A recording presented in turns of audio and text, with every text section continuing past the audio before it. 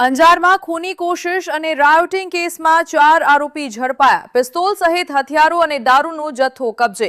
અંજારના વર્ષામેડી સ્થિત બાગેશ્રી નગર એક વિસ્તારમાં થયેલા ખૂની કોશિશ અને રાયોટિંગના ચર્ચાસ્પદ કેસમાં અંજાર પોલીસે ગણતરીના દિવસોમાં 4 આરોપીઓની ધરપકડ કરી છે।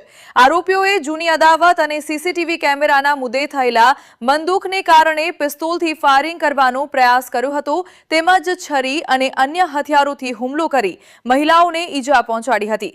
પોલીસે આરોપીઓ પાસેથી પિસ્તોલ, કારતૂસ, ધારિયું, લાકડી અને કાર સહિત 10.26 લાખ રૂપિયાનો મુદ્દામાલ કબજે કર્યો છે।